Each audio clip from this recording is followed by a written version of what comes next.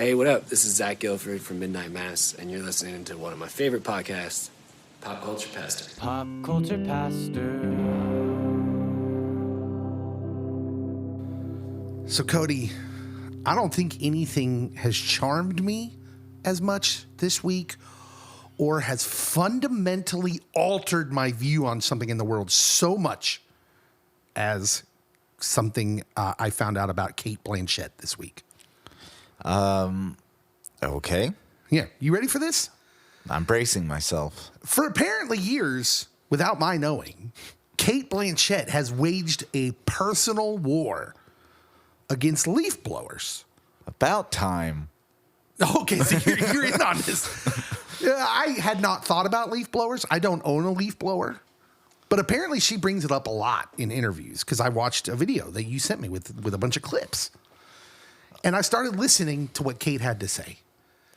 And by the end of the video, I was like, are you kidding me? What is up with leaf blowers? Why are these a thing? We take leaves and we blow them over there. What is the point of the leaf blower, Cody? She's right. Cate Blanchett. I just can't believe this. Cate Blanchett has been speaking truth for all these years. And somehow, some way, I just haven't been listening. Cate Blanchett has waged a war against big leaf blower / vacuums. Big outdoor appliance? Yes. Which I know, like, environmentalists are very much against leaf blowers because, like, especially the gas-powered ones, that they use up a lot more fuel to keep it going. Oh. And then you're just, again, blowing them to one side, and then the wind's going to blow them right back, so you got to go do it again. Somewhere Greta is furious. Oh, Cate is making me line up with Greta. I never thought of it before. But the more I hear about leaf blowers, I'm with Cate Blanchett. I'm just like, well, why? Why are we using them? So I have never owned a leaf blower, but I've had the leaf vacuum. Which some of them are like both, that one side's the blower, one side's the vacuum. Wait, what is the point of that? How many leaves can you fit? Like, listen, I paid my son $20 to pick up the leaves in our yard, which he never finished, by the way. But there were 20 huge trash bag sized bags of leaves, and he never got done. How big is that vacuum? How can that possibly be useful?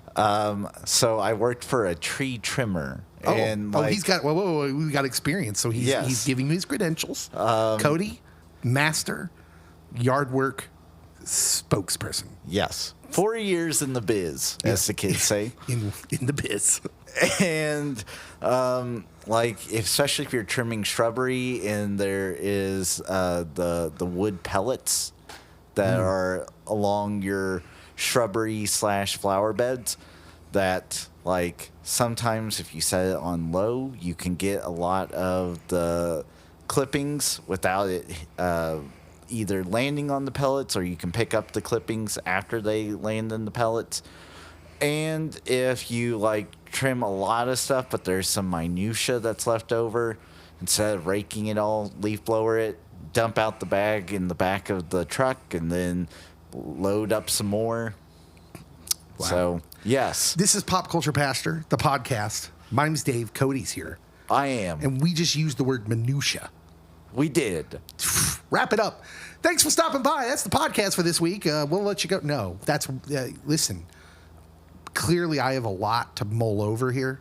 I have a lot of research I need to do into yard work, into leaf blowers, and just all of this in general. So I'm glad we brought this up right off the bat, because this is important information, and no better place for it than Pop Culture Pastor. Thank you to Cate Blanchett for bringing this to everyone's attention. And I'm so sorry it took me this long, Cate. We are now going to be environmentally friendly and not use leaf blowers. I want to be a friend, and I want to amplify the voices of the oppressed people speaking against lawn equipment. So you're welcome. We will now champion Cate Blanchett's mission against leaf blowers. Can we get her on the pod? Is that possible? Can we play this up? Can we say, we are with you, Miss Kate Blanchett? Will you come on the podcast and just speak on the evils of leaf blowers? Do you think we could get her? I think so. If there was a cause that was worthy. Everyone loves a cause. It's this one. And, I mean, Kate was in the Lord of the Rings trilogy, so... She was Galadriel. Yes. The real Galadriel. Unlike this poser. That was a Ring of Power joke. If we could get her on the show, I would be happy with that as well. So, all right, I'm all for this. I'm ready to rap with Kate about the menace of leaf blowers. There was a lot of fun, weird news this week. I'm here for it. And so I just thought I would pick out a couple weird news stories, like I think the Kate Blanchett news would qualify as that because it was just so out there. And then when I saw the proof that she brings this up in interviews all the time, and I'm like, how did we bury the lead on this? Why? What? All these news, quote unquote, news outlets were burying the lead. How come we didn't hear about this? I don't know. I feel like some documentation should have been sent to my home, maybe some pamphlets. Instead of Martin Sheen texting me about politics, he could have been texting me about leaf blowers. Okay. Yeah, I get all the political emails. I got an email from Joe Biden the other day. I'm pretty sure it was him. He said he needed my help. Said he needed my help. Do you get from all the sides? I do. I get emails from Republicans. I get emails from Democrats, and they all want the same thing. They all want my money. And then just when I think I'm safe, I get an email from Robert F. Kennedy, and I'm just like, oh, come on. Not you two. Bobby Kennedy Jr., how did you get this? Y'all ain't getting any of my money until you're in the government. Then you're getting my money because I don't have a choice at that point. You're welcome. Taxes are evil. Anyways, okay. Let's talk about Tom Cruise. Tomas Cruise. Tom Cruise is 61 years old. How trippy is that? He's still an up-and-coming, struggling actor. Yeah, if I learned anything from last summer, as big box office blockbusters Barbie and Oppenheimer were kicking his movie out of quality screens. I really hope Tom makes it. I'm rooting for him. I mean, if only we could get some box office success for Thomas Cruise. Just what are we doing here, America? Exactly. In all seriousness, let me lay down the context here because I read an article earlier this week about Tom Cruise's daughter Suri that he had with Katie Holmes when they were married, when they were together. She just turned 18. And I thought, this is a nice celebratory article. And I was just wondering whatever happened to Suri Cruise because I remembered that. Him and Katie Holmes had a child. And it was a big deal. Like The Office even had a mention of it in an episode or two. Yeah, back then the tabloids were still a big deal. And then, they made a big deal about Suri. And so to see her as an 18-year-old, I thought, oh, great. She looks happy. They had pictures of her, walking around because paparazzi. But she looked smiling and happy. But then I read the article and then I got unhappy because apparently she has no contact with her dad. That did not end well, apparently. I had heard that because of the Scientology stuff. And I'm not going to get into that. I just wanted to set the context for the article I'm about to read you because here it is, Suri's 18th birthday. She has no contact with her father, allegedly, according to an article. I'll say that. Okay. And you might think, man, I wonder how Tom feels about that. Wonder if he's sad. And he apparently was at Victoria Beckham's 50th birthday party, which she's 50. Oh, we're all getting old. Posh Spice is now Old Spice. Oh. No cymbal crash for that? I don't even get a... Burn. I don't even get a ayo. I thought that was worthy. It was, but it was too painful. Apparently, Tom Cruise stole the show at this party as he did a break dance routine that wowed the A-list crowd. Apparently 100 guests there. Stunned guests, it says. Gordon Ramsay was there. Why were they stunned? Well, I mean, I'm assuming if you see a 61-year-old Scientologist actor start breakdancing. Did you know he could breakdance? I have seen him dance and jump on Oprah's couch. I assumed he could breakdance. A source told the Daily Mail, Cody, that, quote, people were absolutely dumbfounded. So he must have put on quite the show. I just expect he does that sort of thing everywhere he goes. I mean, this is also a party where the Spice Girls reunited and did an impromptu of their performance of their 1997 single Stop. So celeb guests included Gordon Ramsay, Eva Longoria, Salma Hayek, Jason Statham, Guy Ritchie, and all of Posh's fellow former Spice Girls, Mel B, Mel C, Emma Button, and Jerry Halliwell. And the gang was all there. But apparently what stole the show was Tom Cruise breakdancing. Which when I read it, I was first also dumbfounded. But then half a second later, I was like, of course. Of course Tom Cruise can breakdance. I've seen Tropic Thunder, the post-credit where he's dancing. Let me ask you something. What level of Scientology do you have to get to learn the breakdancing? I like to imagine they teach that on some level. I think you got to be in the upper echelons. It's like the next to last stop. It's like, there's the breakdancing level and then there's the L. Ron Hubbard level. Yes. You just get right up in there. It's the next to last stop. Which we could honestly do What's Up Doc on like a couple different documentaries about Scientology, but we're not going there. In all seriousness. So when I read the first article and then you sent me this article, I just couldn't stop thinking about not Surrey or Tom as individuals. I just couldn't stop thinking about that relationship. As someone who didn't grow up with his dad, product of divorce, I know on some level it's almost unavoidable. And especially if you're someone as busy as her parents probably are. Katie Holmes is a huge fashion mogul.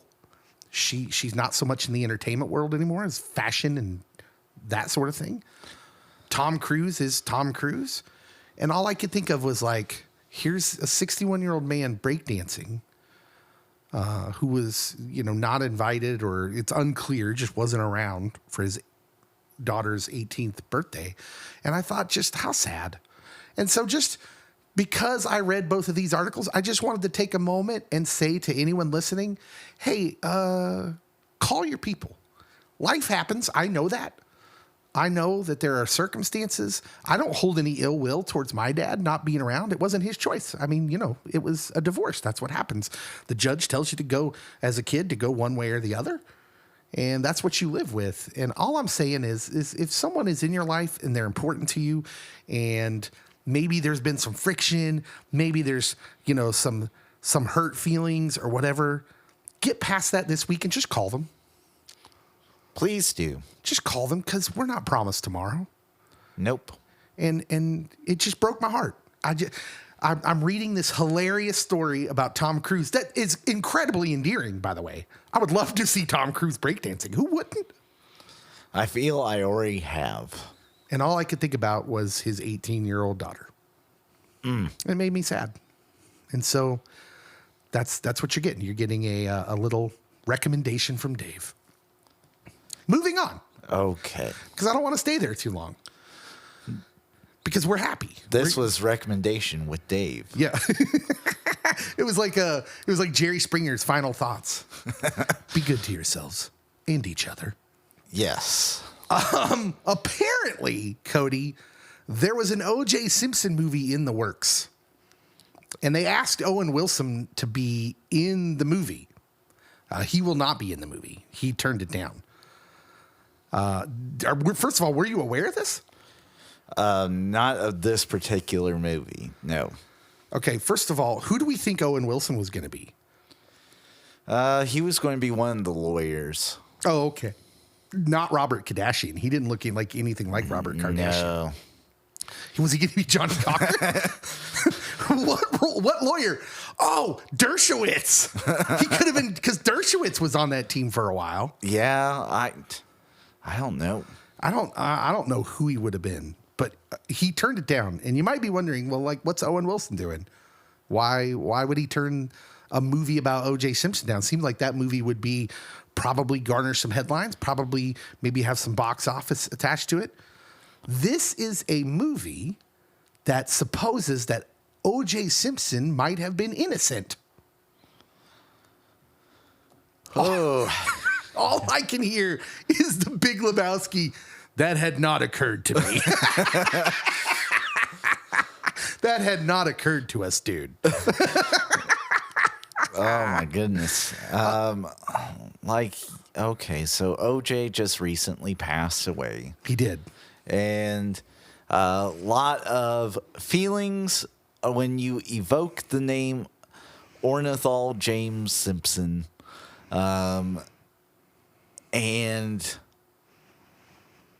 like, I would just let the case be dead and over and gone and not think about it. Now, Owen turned it down because he was afraid of what being a part of a movie like this would do to him. That supposes OJ was innocent. Now, listen, in the movie's defense, it is quote unquote labeled a satirical thriller.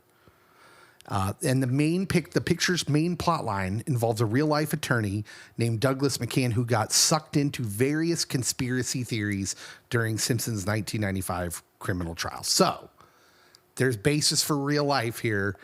It was looking into all these weird theories. Like, look, we're not a stranger to this.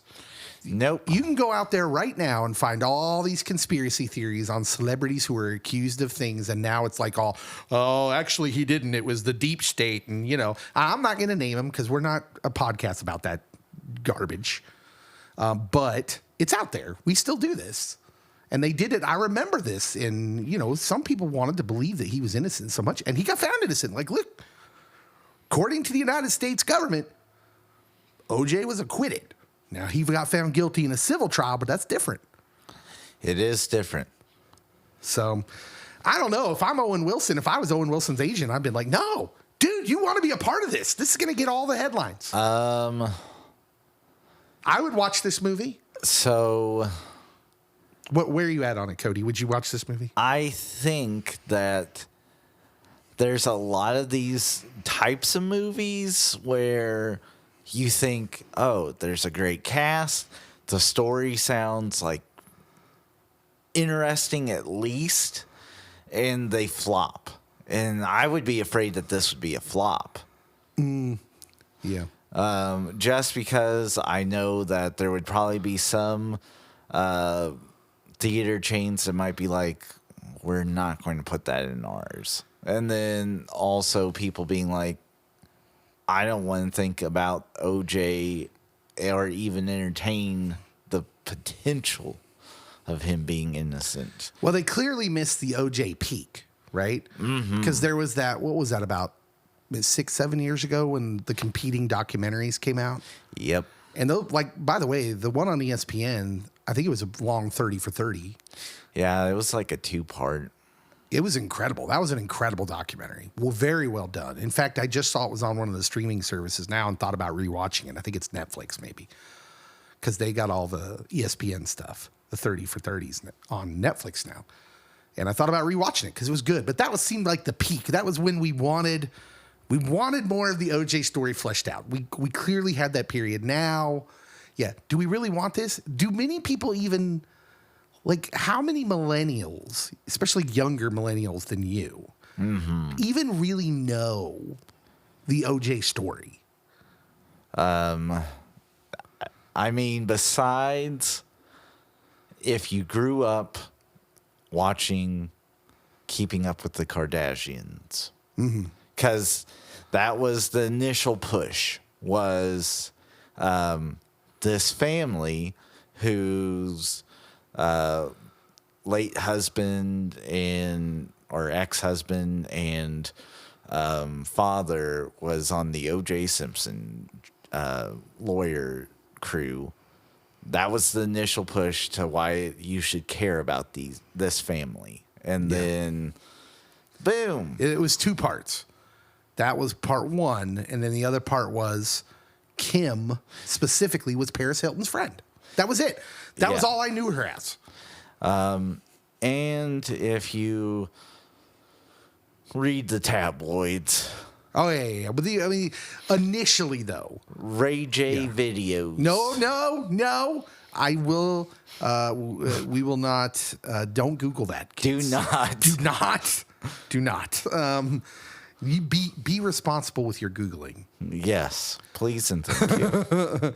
Anyways, the Kardashians it's so strange that we've had this foisted upon us as a culture, because literally the only reason they're a thing is because their dad was on OJ's lawyer team, which it says something about how big in the culture that was, that we knew their lawyers. I mean, Johnny Cochran was impossible not to know because he was so eloquent up there. And that whole trial was on TV. It was on network television. Yeah. So it's wild how in the culture that was. But I'd probably see this movie. I'm interested. Is this movie like the conversion of his book? I didn't do it, but if I did, this is how I would have done it. Whatever it was called. I don't think so. No. But did you see the video I sent you about Kurt Russell? No. So in this video, it talks about how Kurt Russell's just at very random things and potentially has had some huge encounters with very big pop culture events. And one of them was the OJ Bronco chase.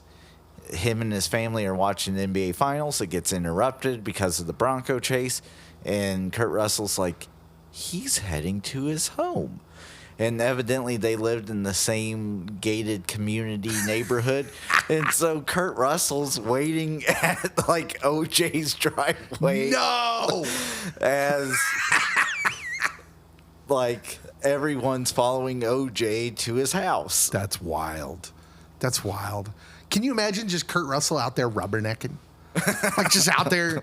It makes me feel better because I had a neighbor arrested yesterday as I'm recording this. Yeah. I mean, it's unfortunate because I don't, there was nothing violent going on or anything like that. So I don't want to speculate. But I did have a neighbor. There was excitement on my block and someone got arrested. And you feel a little guilty because I'm looking out the window and then I'm sitting on the front porch. I'm just kind of observing. And then I feel bad because I'm observing, I'm rubbernecking because I just kind of want to know what's going on because I actually knew my neighbor. I knew him by name. Mm-hmm. He was kind to me when I spoke to him. So I was interested. I was curious, but then I also felt guilty. But it makes me feel better that Kurt Russell was legit just standing at the end of OJ's driveway in the chase of the century. The other rumor is that he went camping in Colorado, and it was the time that Ted Bundy escaped from a Colorado prison. Whoa. And Ted Bundy, they asked him how Kurt Russell had set up a campsite, had some food cooking. He went somewhere, and then he came back, and the food was gone. No. And they had asked Ted Bundy how he lived, and he's like, well, I found food. No. So potentially, Kurt Russell accidentally fed Ted Bundy. Potentially. That is amazing. Has Kurt Russell ever written a book? He should probably write a book. He probably should. And this is the kind of conspiracy theory, random rabbit hole stuff I'm into is these chance encounters. Yeah. Sometime, not now, but sometime we need to talk about the Woody Harrelson, Matthew McConaughey might be brothers stuff. Yes. Because that's also an amazing conspiracy theory with some real legit solid maybe proof. They need to do the Ancestry.com thing. Yeah, that'd be amazing. All right. Cody, We're going to go out to the lobby. You up for answering some listener questions? If there's some chocolate-covered raisins. Gross.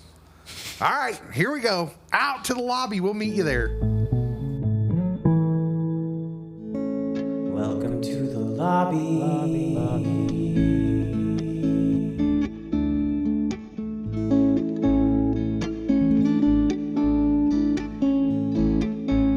Okay, we are out in the lobby. Cody has his beloved chocolate-covered raisins. A staple in most theaters across the land. False. We keep them in our lobby just to placate Cody. We make absolutely no money off them because Cody's the only one that wants them. Classic snack. Chocolate-covered raisins, not unrelated to Honey Nut Cheerios. The devil's work. By the way, I should mention that Honey Nut Cheerios did not win our cereal March Madness. I couldn't remember if we even announced the winner. We did not. It was Cinnamon Toast Crunch. Well, that makes sense. Cinnamon Toast Crunch won. Roll the music video, Luther Vandross. What's the name of the song? That they play in the March Madness. The ball is tipped. You're running for your life. Here now it's here. One shining moment. It's That one one. shining moment. Yeah, that's the one. I have to sing through it to remember the titles. But roll it for Cinnamon Toast Crunch. Yay! Cinnamon Toast Crunch. I will say it probably is the perfect combination of adult cereal / kid cereal. Yeah, I'd go for that. We're a professional outfit here. We are. We took a 4-week interactive experience for our listeners just to announce it, oh, by the way, in the middle of a lobby segment. You're welcome. You are welcome. The lobby, we're out here to answer listener questions that you asked us online on social media. So look out for the Ask Us Anything prompts when you follow us on Facebook, Twitter, or Instagram. And yeah, you'll be able to ask us questions. David Allen from Florida, since I know you guys love video game movies and TV shows, are y'all binge watching Knuckles on Friday? Or y'all are binge watching Knuckles on Friday, right? Question mark? Not on Friday. But I mean, are you going to watch Knuckles? Well, I feel I need to watch the first 2 Sonic movies because I haven't done that yet. I have no plans to watch it, but I will admit that the trailer did make me laugh when he called him Knuckles Cage. That I chuckled a little bit at that. The rest of the trailer, I don't know, man. Yeah, I mean, I'll get to it just because now that Shadow is entering our world, I'm here. Okay. Adrienne Dent from right here in Chanute asks us if you wrote the 4th Indiana Jones movie. She says that other one doesn't exist in parentheses. Ooh. If you wrote the 4th Indiana Jones movie, what biblical artifact would Indiana be searching for? First of all, Adrienne, I am so appreciative that you immediately assume he's looking for a biblical artifact because that's when it was the best.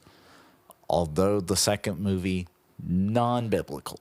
It's non-biblical, but that one's still a good movie at least. Yes. I do enjoy Temple of Doom, but I believe there's something about the groundedness of Indy looking for a biblical artifact that makes it more real while still being fantastical to the audience, rather than, per se, a sundial that helps you time travel. Yes. You see the problem there. Yeah. Yeah. So, Cody, does any biblical artifact jump out to you as something? Because he's looked for the Ark of the Covenant and he's looked for the Holy Grail. So there is one, and I would probably try to tie it in to a biblical place that you couldn't find.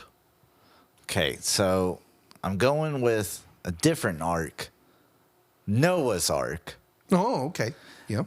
But he has to get, and this is non-biblical, so it really doesn't work, but he has to like somehow magically kind of find his way into the Garden of Eden.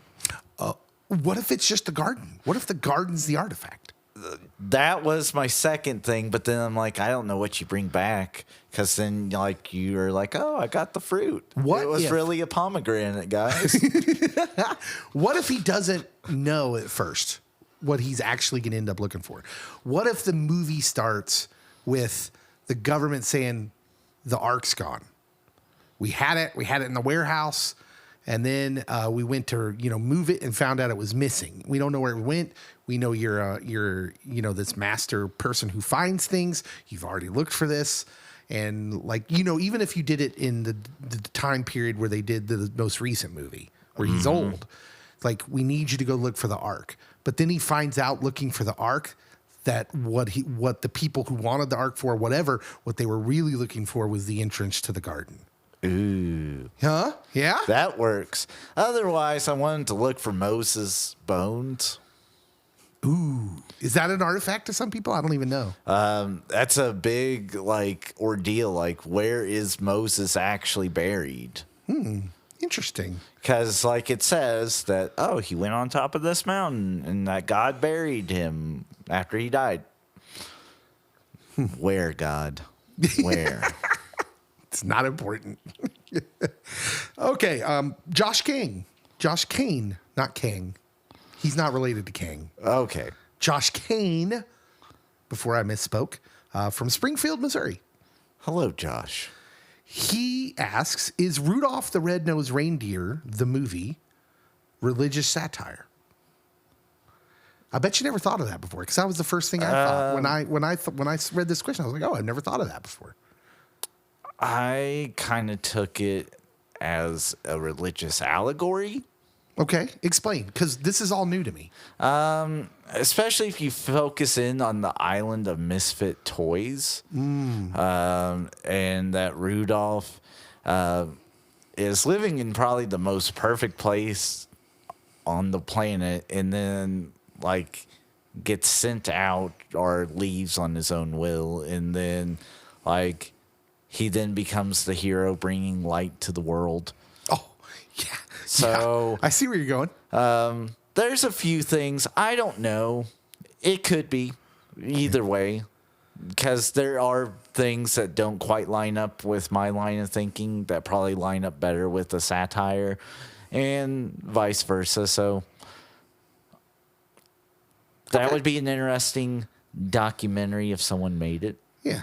I feel like if Josh, if you're listening, I feel like we need to have you on, to zoom in, just to kind of explain, because you clearly have thoughts on it. Otherwise, he Yes. wouldn't have asked. That is a very oddly specific question, and I'm here for it. I think we're both here for that conversation because I'm interested. I just need to know exactly where he's coming from, because I've never read anything about this. Yukon Cornelius is my hero. Jim Smith from New Jersey. Hi, Jim. He asks, he says, you can live in any country except America. Okay. I assume that means the United States. Where are you moving to? Any country you want. This is a hard question. It is. What was your first impulse? So it was a split impulse, and I was thinking Wales What? or What? Why? the Vatican. I don't think they'll let you live there, man. They let a ton of people live there. Yeah, but you're not a bishop. I'm not, but maybe the Pope will recognize me as a biblical scholar. And We had chocolate raisin covered flavored smoke come out. It means we've elected Cody Pope. or maybe I might become part of the official podcast of the Vatican. Oh, Cody's looking for a new job. Will you take me along with you just as an intern or something? I'm sure I can I read get all you the there. Dan Brown novels. I know how it works. That was a joke. Please do not send me emails. That was a joke. So, yes, those were the two initial thoughts. Otherwise, the realistic one is New Zealand, and that's because of the lack of bugs and snakes. Oh, okay. We know people from New Zealand. We do. Kiwis, Yeah, as they are referred but they to. live here now. Yes. Nice people, lovely people. But yeah, I never thought of New Zealand. My first impulse was Panama because like 10 years ago, I read that a lot of Americans, well-to-do Americans, were expatriating to Panama. And there's that part of my brain that thinks, oh, well, if people are doing something and I haven't heard about it, they must be doing it for a reason. I believe is that what the kids call YOLO? It is, and I actually knew someone that did live in Panama. Yeah, apparently it's much cheaper. Your money goes a lot farther, and you might avoid, taxes. I just assume you wanted to go to Panama because of Van Halen. Well, that's part of it for sure. But that was just my first impulse. Because if I'm really thinking, Israel comes to mind in times that maybe aren't so strife filled. And good luck with that. Filled, yeah. Obviously, there's probably always going to be conflict in that region. But I've been to Israel, and it's amazing. And people aren't like, it's not as argumentative as you might think. There's lots of different kinds of people there, and they all seemed very happy when I went. I also almost subverted the question and said the Cherokee Nation. Oh, wow. That would have been, I got you. Ha, I get it. Yes. I get it. Not in the United States of America. Got it. So Israel, and the food's great in Israel. But if I had to choose today, and I'm not picking Israel and I'm not picking Panama because those were just impulses, I guess I'm going to go with Switzerland just because it looks beautiful. So does the Wales. The Wales? Why Wales? Not Ireland? Not England, Wales. Because Ireland has too much conflict and strife. Okay, that's fair. My hero, Christian Bale, who played Batman, is Welsh. So this has nothing to do with your ancestry or anything like that. You're just like, because you like Christian Bale? And also, I do have some, according to the Ancestry DNA stuff, that the Welsh is strong in me. And so, yeah, why not? All right, man. Cool. Send me to Wales. And also, I had a professor in college who each summer he would go spend in Wales and would sit in the library, enjoy a Guinness, because he was like friends with the heir of the Guinness fortune. Wow. Who's a biblical scholar, theologian. Really? Oswald Guinness. Wow. And so, yeah, he said, "Oh, it's lovely, Cody. If you want to, we can do this trip." And I'm like, "Yes, I want to, but I don't know if my finances will let me." Yeah. Shockingly, I did not get to go. So, yeah, if anybody wants to send us to Wales or Great Britain in general, just let us know. That would be. Do they have Comic Cons there? Maybe we could get invited to a Comic Con. They definitely have cons, especially Doctor Who related. Oh, man, we'd love to go. We would. If you're listening in England and you have means, Yes. invite us over. We'd love to be the voice of your con. Please and thank you. That'd be great. One more question. Jeremy Shields, our friend Jeremy. Hello, Jeremy. You can still buy Waffle Crisp. Oh, it's a cereal question. Oh, sweet. You can still buy Waffle Crisp, but whatever happened to the blueberry waffle cereal? Early 80s, I remember eating it, but it's just a vague memory now. Is it possible he's being Mandela affected? Because I do not remember the blueberry waffle cereal. That would be a Google question. Where Cody, being a child of the 80s, Yeah, sure. I really don't remember the blueberry waffles cereal, but I do remember Eggo having a blueberry waffle that was frozen, which you got to be careful not to eat Eggo waffles and think that they're blueberry flavored, only to find out it's mold. Blueberry, was it an Eggo cereal? It was Eggo's. Well, that's not 80s, is it? Now I'm feeling like maybe I'm remembering this. If you know of what our friend is talking about here, let us know, our friend Jeremy. Because all I'm finding, Googling it, is from like the 2000, apparently this was around in the 21st century. So he's saying from the 80s. And all I can find is Eggo blueberry waffle cereal. So we need some of that. If somebody has Eggo blueberry waffle cereal, we'd love to try that too. Yes. But if you know specifically of a cereal from the 80s, because I'm not remembering it at all. Again, child of the 80s. Oh, wait. Was it Waffle-O's? This looks old. Okay, so I'm on eBay. Somebody is selling blueberry Waffle-O's, a fridge magnet, but it's the cereal box. And there's a cowboy on the front. It says, "Hey, partners, free blueberry games" on the back of the box. Man, I miss old cereal when they had games and on the box and the prize in the box. And you have to dig through the blueberry Waffle-O's. It was a 1980 cereal. Okay, so Jeremy, I have never in my entire life heard of blueberry Waffle-O's. I will offer a caveat in saying we were poor and I did not get the sugar cereals ever. It has a cool looking mustachio gent on the front of the box. It's got some good art. It's Purina. Did Purina make this? Is that the Purina logo? That's what it looks like. And it has a horse underneath the Purina logo. And so now I'm concerned what it's made of. Jeremy, I think you might have been eating dog food. I'm not here to speculate. But this was, I did not know that Purina was in the cereal game at all, at any point. So we'll look into this. If anybody's got any information on Waffle-O's, let us know. Okay, Cody, it's time for us to go back into the recording studio. After I did some investigative reporting. That was top notch, by the way. I mean, Thank you. You're basically, some famous investigator reporter. I don't know any. Geraldo Rivera. You are basically Geraldo Rivera, except hopefully you won't ever get hit in the nose by a Klansman with a chair. Hopefully not. All right. We'll see you in a sec. Pop culture pastor. Okay. We're back in the studio. The main subject this week is impromptu.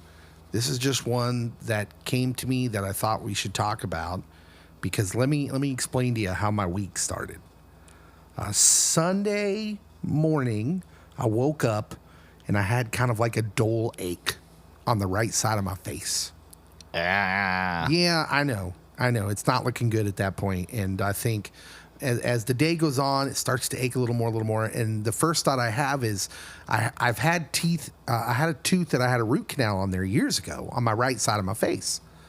But then I think, well, when you have a root canal, they take out the roots. They take out the nerves. So I shouldn't be feeling any pain from that tooth. But as the day went on, that's exactly where the pain was kind of centered around.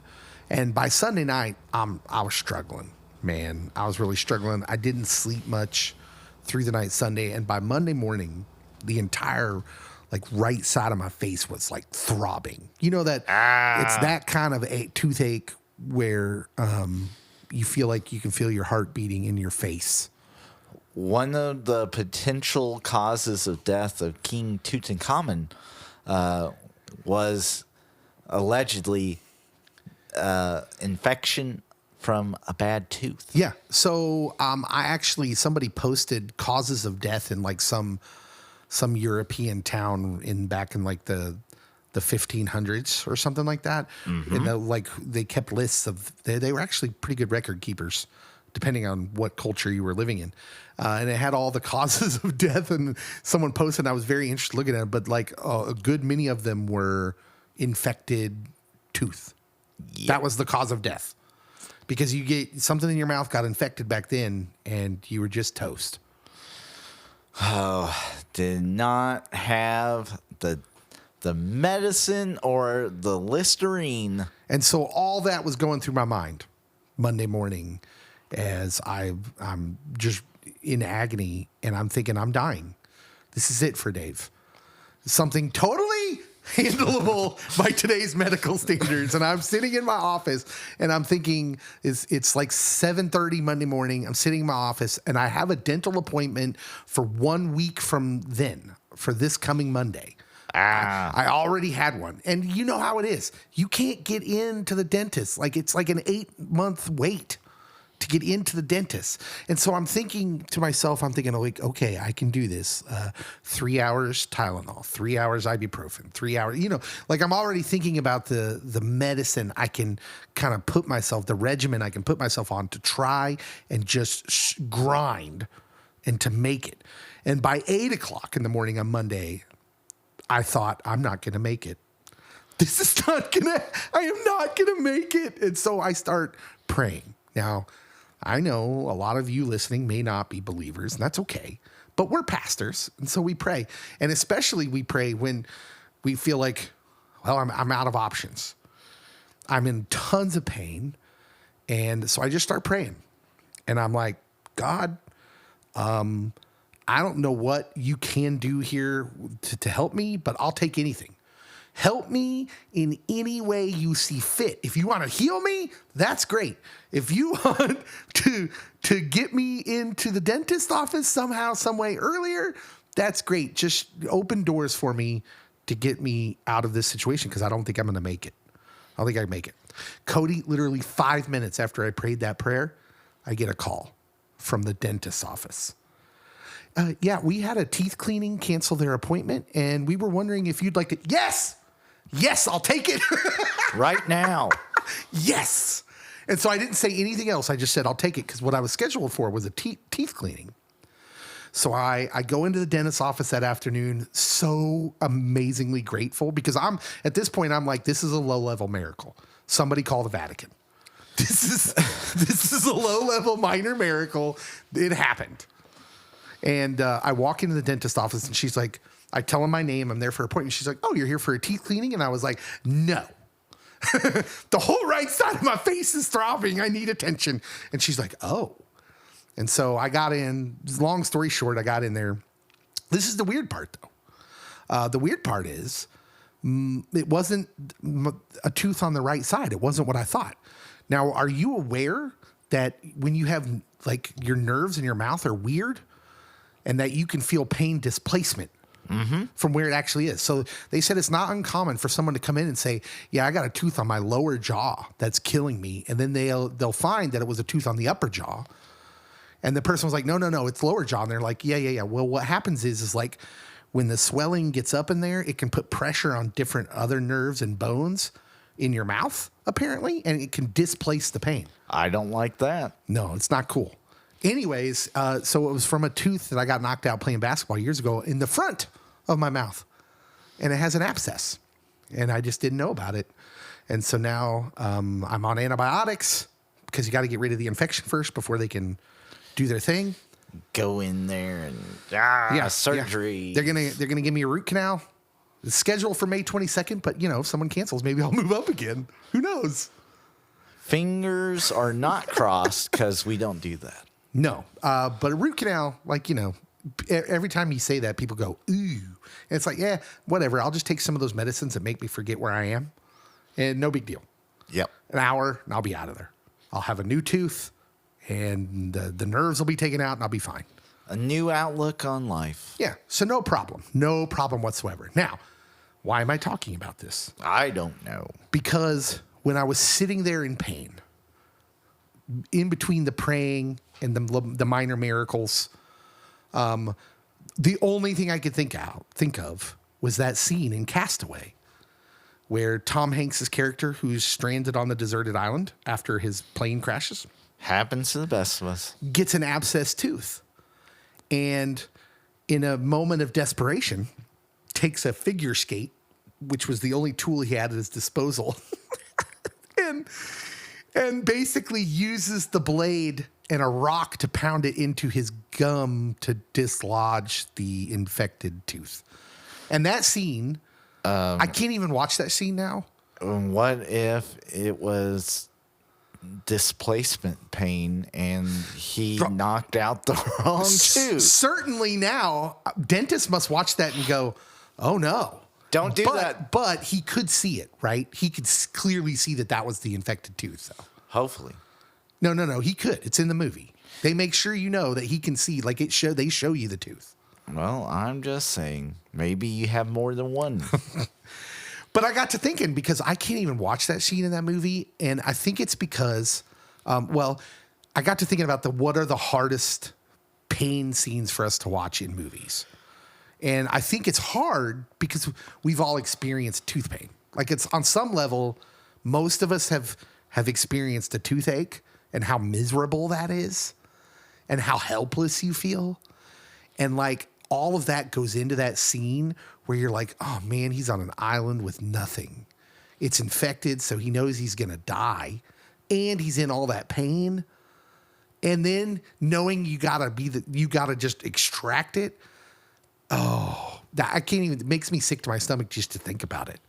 And so I can't even watch that scene. I love that movie, but I won't watch that scene. That's a movie I think I've watched twice. Oh, it's a great movie. I don't disagree, but it's like one that, you know the highlights, and if you know the highlights, it kind of takes out the whole impact of the journey. Yeah, but the journey's great. Like it's such a great commentary on human connection, how we need each other, but then also it's got like something to say about life in general, like the point and meaning of your life, and about the delivery system. Yes. It says a lot if you're an employee of FedEx. Yes. And that you should be getting all of the benefits, health benefits, just make sure you're covered and your family's covered because you never know. Anyways, it got me to thinking, what are the hardest scenes for us to watch in movies? And I thought we would just rattle off a few and talk about them. Okay. So do you want to go first? What's a hard scene for you to watch? Anything with teeth is hard for me to watch, and I don't know if I have a fear of losing my teeth. Mm-hmm. Did you ever have the dream?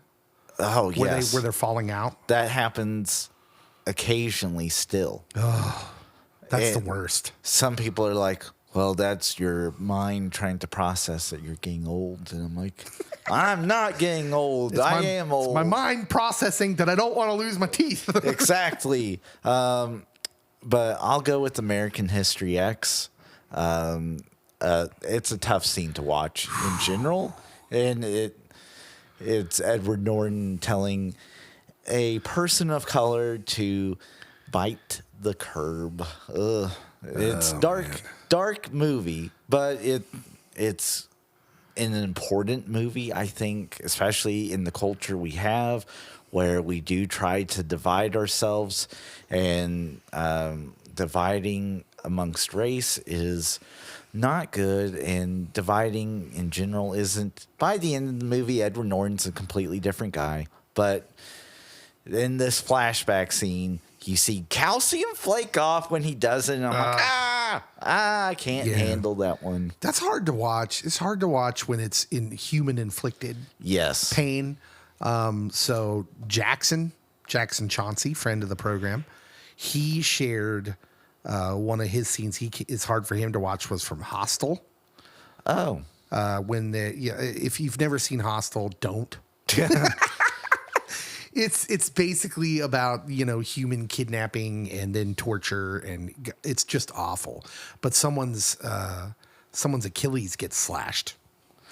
That'll do it to you every time. And I just can't even imagine. That was awful. But someone else brought up, my cousin Will brought up Saw. And it's the same concept, like humans hurting other humans. And at first, I thought you were going to say my cousin Vinny, and I'm like, I don't remember any scenes. My cousin Vinny said 2 Utes. But yeah, what is it about humans hurting humans that's so difficult for us to watch? And I think the answer to that is obvious, is because we immediately, something inside us says that's wrong. It is wrong. And, especially when it's the brutal kind, like the one you just referenced. Oh, I immediately thought of First Blood the first Rambo movie, the one that's like they actually take seriously. Not Second Blood or Third. But when they're chasing John Rambo through the, the hills and forests of Washington State or Oregon or wherever they're at, somewhere in the Pacific Northwest, he sets up these booby traps. And David Caruso, a young David Caruso, takes like spikes to the midsection. And when I watched this movie when I was a kid, and I always like that scene in particular always got me, and I cringed because I just thought, man, he was just out there doing his job. He was just a young guy who was excited about being a police officer. He didn't cause any of the problems. It wasn't his fault. And he gets like what I'm assuming is I'm assuming that's a fatal blow. I don't think we ever know. Do we? What? No. Does he have sunglasses? No, he does not put on sunglasses at any point and go, well, I guess he's feeling a bit holy now. Yeah! Dig it down, dig it down, dig it down. No, he does not get a cool catchphrase or anything like that. That's probably why that happened to him. So yeah, that's kind of what I think of in that vein of painful performance. Yeah. Okay. I have one. Okay. Let's just talk about Home Alone 2 for a second. Any of the Home Alones, really. Okay, but Home Alone 1 is a Christmas classic that I still genuinely enjoy. But there's something about Home Alone 2 that made me stop watching every Home Alone after that. Like someone asked me if I watched 3 yesterday, I think. Did I watch Home Alone 3? And I was like, no, I never watched it. And they asked me why. And I was like, well, I don't know. Different kid. It had a different kid, but also 2 really turned me off of being a part of that story anymore. You don't like the pigeon lady? No, the pigeon lady's fine. Well, good. I was going to say. When she was on Britain's Got Talent, endearing and lovely. But I think it was the pranks, the booby traps get stepped up in that movie. And like, listen, I watched it with my youth group for Christmas on the big screen here at the coffee house. I couldn't even, I cringed so much on the brick scene. He gets hit in the head with bricks falling, 4 stories? That is the sound of a tool chest coming down the stairs. But he literally set one of the thieves' hair or hat on fire, and it burns his head. Okay, but that's not a fatal blow. It could have been. It could have been, but a brick to the head, 1 is probably fatal. 4 is definitely fatal. He dropped an iron on the other one's head. There is plenty that adds up cumulatively in the first one. I need some scientific observation of this because I am pretty sure that Home Alone 2 is much, much worse. Well, yes, but that's because they learned the formula of if we make this very slapsticky, kids and parents will LOL.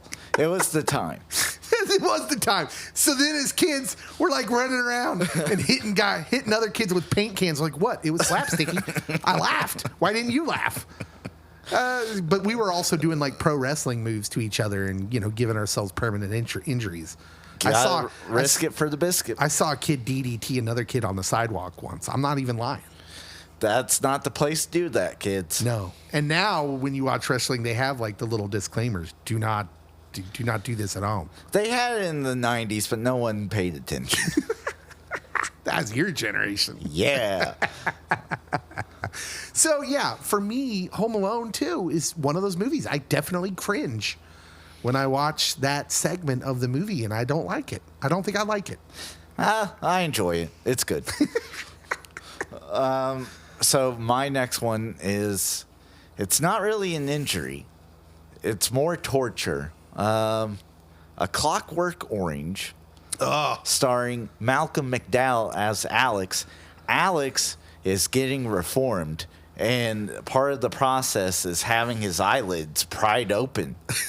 This movie's so trippy. He can't blink, and he has to do that for hours. This would freak out my wife, by the way. Danielle cannot do anything with the eyeball. She can't look at it when it's on screen, and like for some reason that's a favorite of like horror movies. Oh yeah. So that is also something that it's a sensitive.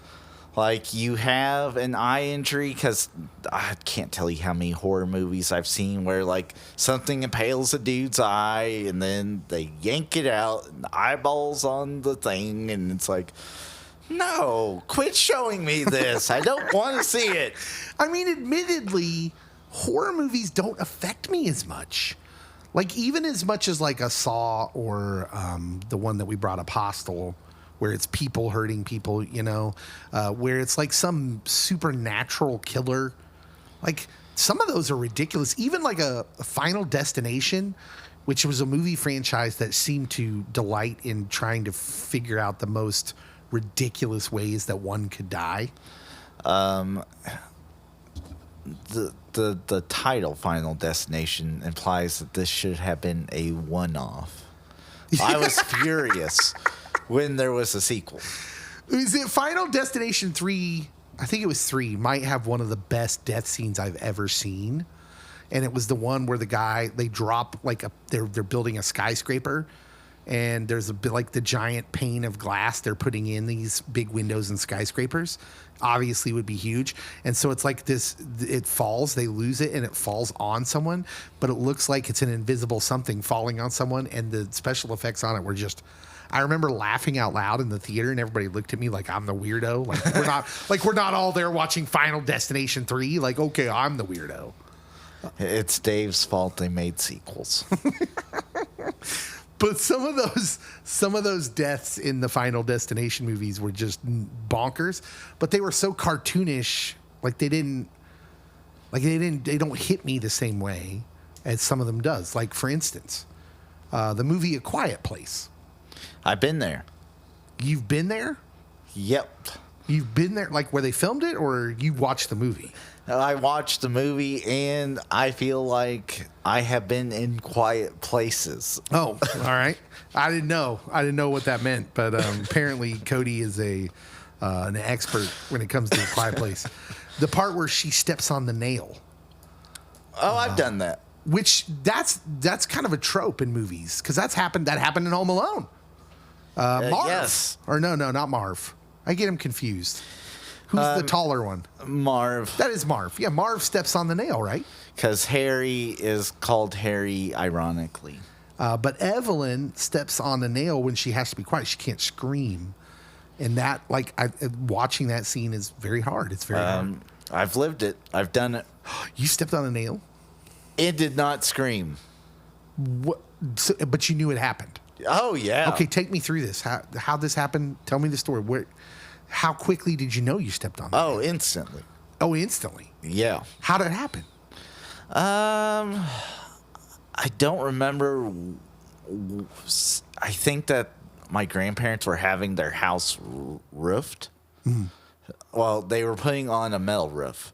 And so they tore off all the shingles and some of the old plywood and stuff. And there was stuff in the yard and missed nail and boop. Wow. How far did it go in your foot? Not super far. So you immediately pulled it off, right? Or Yep. was it stuck in your foot? It definitely was in the foot. But it wasn't stuck there. Oh, like it was still on my foot, and I yanked it out. Oh! Did you have to go Then you go get a get- tetanus shot, right? Well, I had just recently had one, but yeah. Oh, okay. And Because you don't want to get lockjaw. You don't want to, and you get the hydrogen peroxide or rubbing alcohol, whatever. Doesn't help. Squirt that on it. It still hurts. Well, it hurts more because it's like, this is eating away at the inside of my foot. Every once in a while, I've never stepped on a nail, but I've stepped on a goat's head. Are you familiar with these? I wasn't familiar with them until I moved to Southeast Kansas. Are these the sticklers? Yeah, they're these weird things on some sort of invasive weed. Yep. That I'd never heard of till I came to Southeast Kansas, and they drop these things, these spiky things called goat's head, and when you step on them, it makes you feel like you want to die. It's terrible. Like they go through shoes sometimes. Moral of the story: wear good shoes and thick socks. It does remind me. The closest I've ever gotten to stepping on a nail was are you familiar with locust trees? Yep. So those are the trees with the branches, and they have the big old thorns on them. Mm-hmm. And I was running once in a friend's yard that had locust trees, a lot of trees, but locust trees were some of them. And I stepped perfectly on like a branch, and it like kicked up and stuck me like somewhere around the ankle, but it hit a nerve. Like literally the thorn went into my foot and hit a nerve, and it was like blinding pain. It was the weirdest thing. I felt like I couldn't walk right afterwards. Dave was nearly on the Discovery Channel show, I Shouldn't Be Alive. Is that a real show? It was. Definitely. If they want to call me, we can talk about this because it affected the way I ran for a good 6 weeks, I think. Ouch. Yeah, it wasn't cool. Okay. How about Misery? Are you familiar with the movie Misery? My wife said you have to list this one. And Yeah. I'm like, well, I don't know if I have to. I think it's going to get brought up no matter what. Yeah, so it was one of the listeners brought it up on the post when we prompted people to share what scenes were hard for them to watch. If you don't know anything about Misery, it's based on a Stephen King book. Which the book has this scene completely different. Does it? Okay, tell me about that first. If I'm not mistaken, because my wife said it before I left, but that's been a while ago, that they saw off the ankles. So let me read the synopsis for Misery. This came out in 1990. Don't get it confused with Fried Green Tomatoes. No. Completely different film. Yes. After a serious car crash, novelist Paul Sheldon, played by James Caan, is rescued by former nurse Annie Wilkes, played by Kathy Bates. This is like her big star turn. Yep. Who claims to be his biggest fan. Annie brings him to her remote cabin to recover, where her obsession takes a dark turn when she discovers Sheldon is killing off her favorite character from his novels. As Sheldon devises plans for escape, Annie grows increasingly controlling, even violent, as she forces the author to shape his writing to suit her twisted fantasies. Now, the scene in question from the movie is not the sawing off, as you said. She literally has him tied to the bed, his feet and legs exposed, and she takes a sledgehammer Yep. and starts pounding away. It's like, oh my goodness. This movie messed people up when it came out. And you know what? I think this movie needs to be remade. You think so? Remake, reboot, or nah? He says remake it. Because I think there's such toxic fan culture. It plays. So you could make it more of a movie of a commentary of toxic fandom. Yep. Yeah. Well, there's a documentary out right now that discusses this, right? What's this documentary on Netflix everyone's talking about?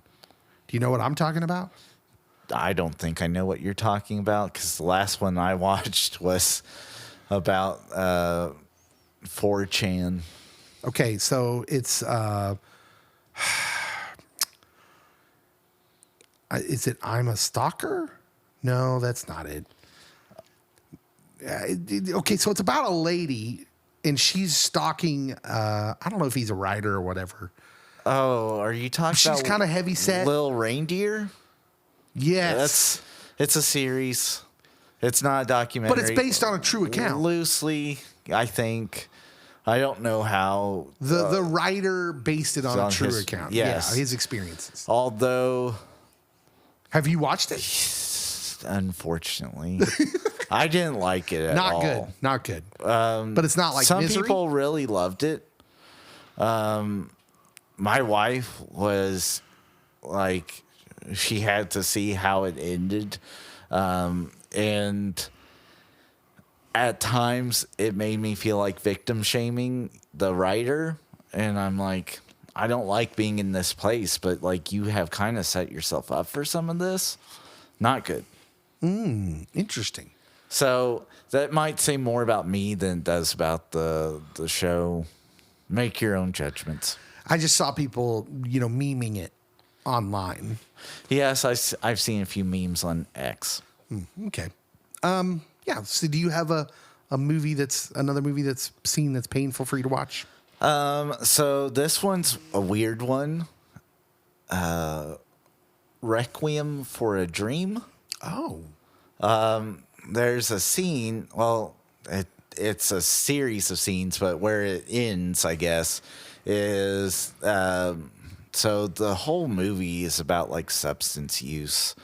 But one of the guys is constantly using a needle in his arm, and he knows he has a good vein, and so he keeps using that same vein over and over and over.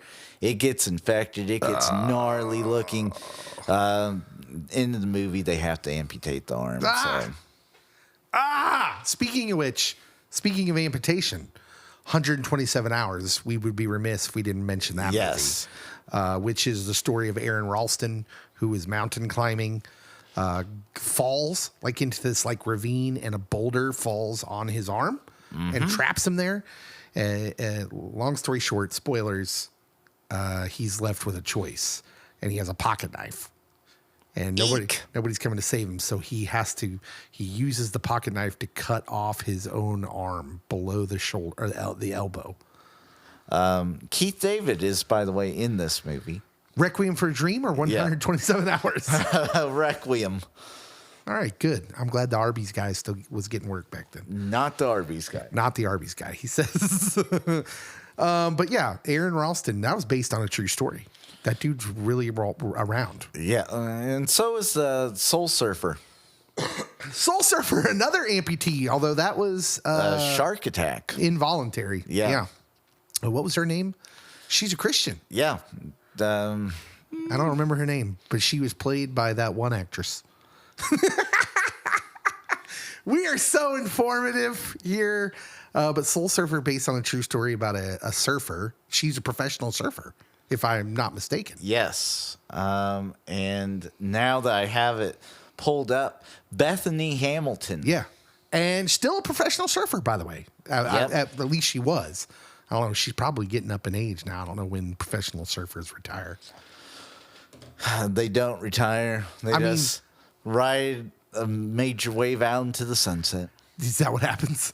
I know. They're like Enoch. They go to surf with God. Yeah. Okay. So Requiem for a Dream. That's a good choice. One of the hardest things for me to watch is anything to do with body horror. And I remember back in the 80s, HBO was just showing things during the day to that would be sure to scar us for life. Should have been watching HBO. I know, probably not, but it was the 80s, and we did that sort of thing. Nobody cared about what we were watching.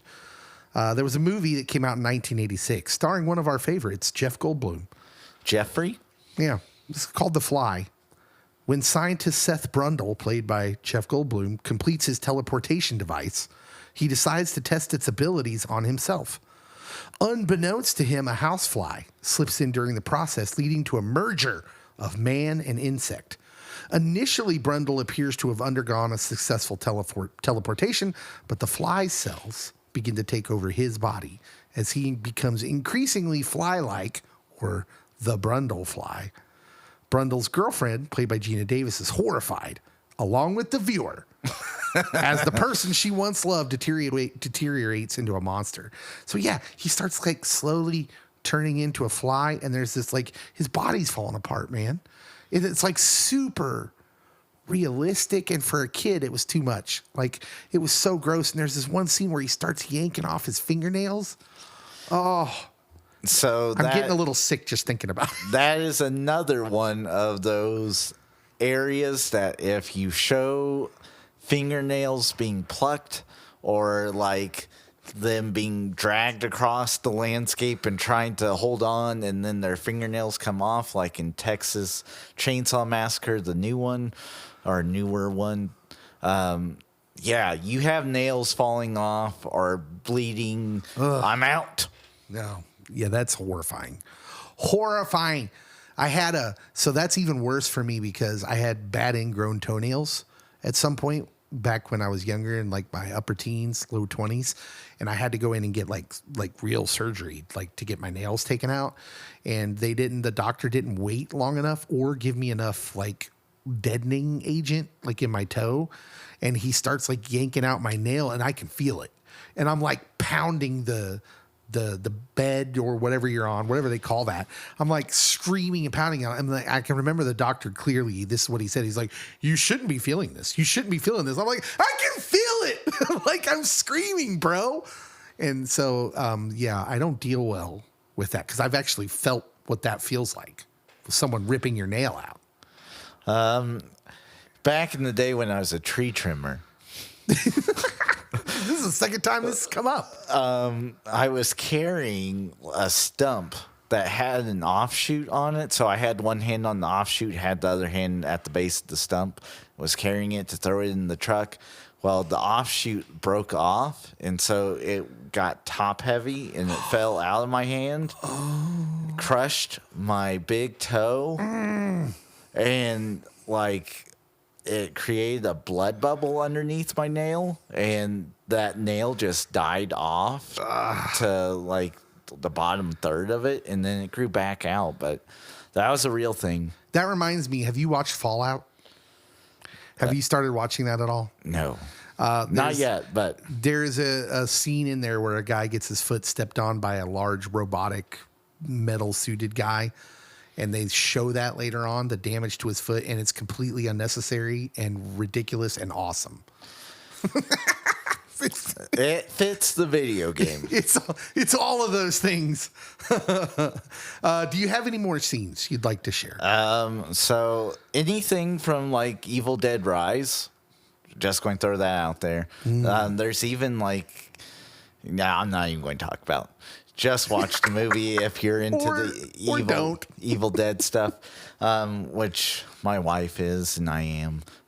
But I'll go with a more humorous one to keep with the Keith David. Something About Mary. If you know, you know. It's got that maybe the best Keith David line ever. Where he gets mad. He's getting mad at him because Ben Stiller has hurt himself. And he's mad. He's like, whoa, how'd you get the beans about the Frank?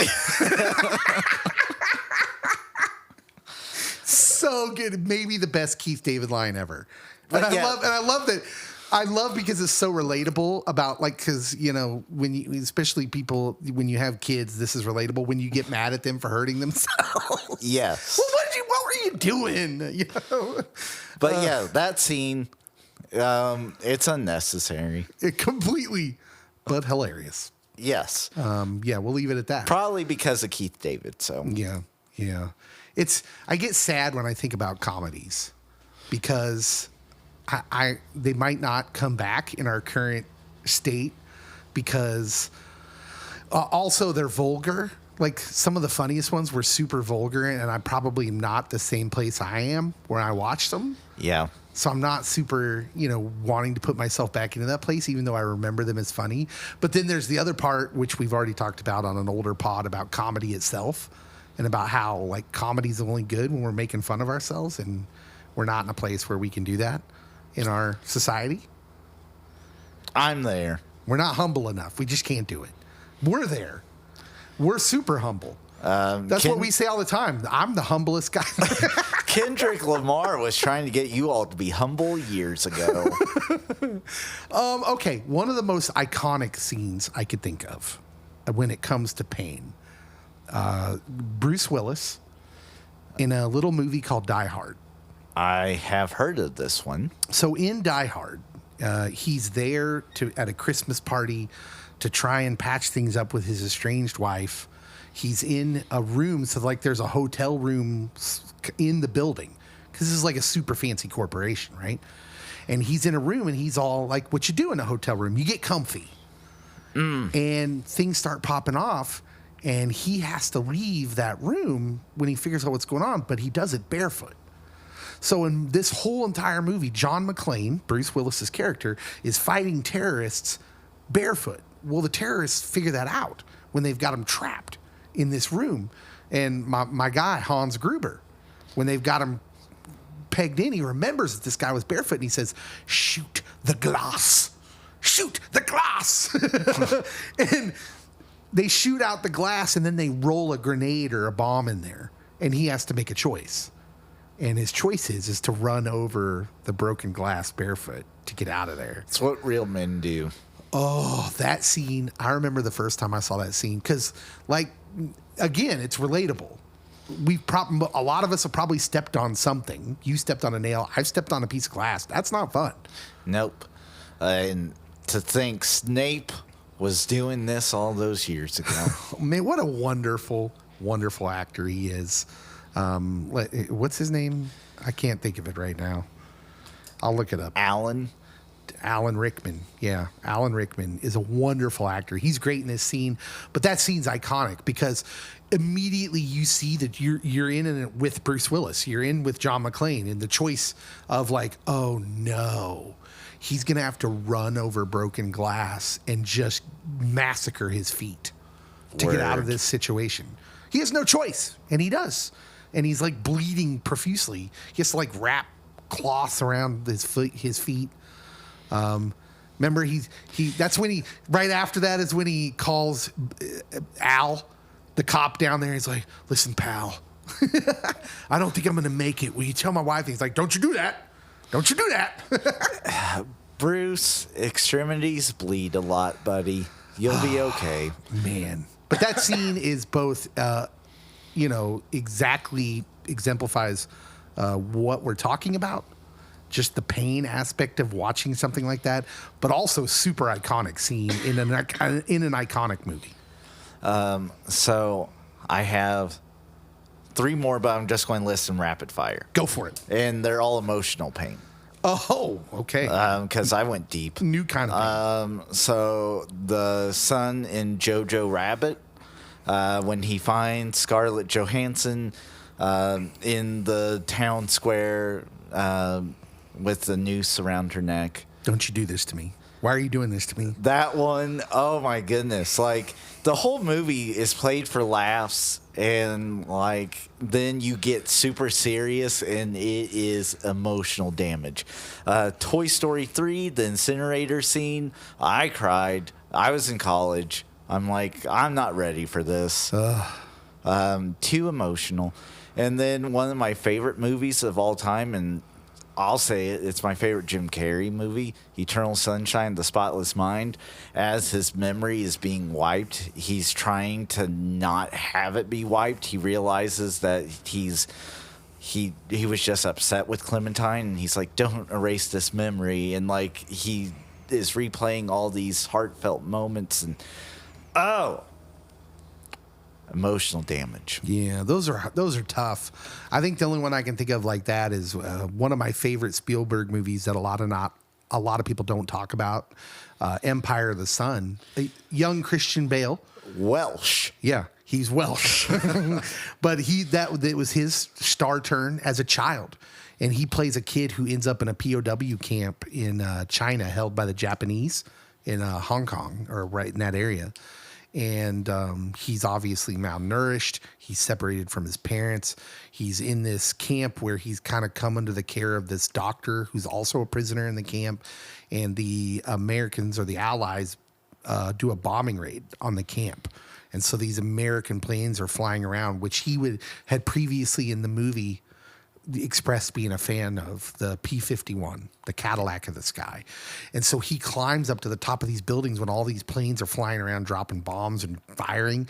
And he's yelling and he's like, P-51, Cadillac of the sky. And he's just losing control of his emotions. And he's excited. And the doctor sees him at the top of this building. And so he runs up to get him, and he's trying to shake him and get his attention. He's like, Jim, we have to get down. You're in danger. You have to get down. And his expression when he finally shakes him, and his expression, the doctor gets him to lock eyes with him. His countenance goes down, and it gets quiet. And he says, I can't remember what my parents look like. And it's, I mean, the emotion in that scene, in that moment, and there's a few in that movie. That's not the only one. oh, I just weep. And the doctor starts weeping, right? He just holds him. He hugs him in that moment. Because, like, what a terrible thing to have to hear a child say. And it was just the emotional damage. Oh. Yes. Anyways, what scenes are like that for you? That emotional pain, physical pain? What scenes are the movies where you cringe, you can't do it, makes you feel sick? Please share with us on the posts for this episode of the pod. Of course, as always, please subscribe to wherever you're listening on Apple, Spotify, YouTube. Now we're on YouTube, Good Pods. Make sure to subscribe, review us when you can too. Give us a good review. That helps as well. And yeah, Do it. we'll see you next time. Thanks you so much for listening. We're about community here. The world is going to try and divide us for what we don't have in common. Remember that the things we do have in common are actually there's way more of them. And so we're interested in focusing on the things we have in common. Most operatively, a love for pop culture. And sometimes identifying we all share in pain. I thought you were going to say chocolate covered raisins, and I was just going to stop the recording. I was just going to be like, that's it. I'm done. No, not going there. Nobody shares that with you. Some people. All right. We'll see you next time.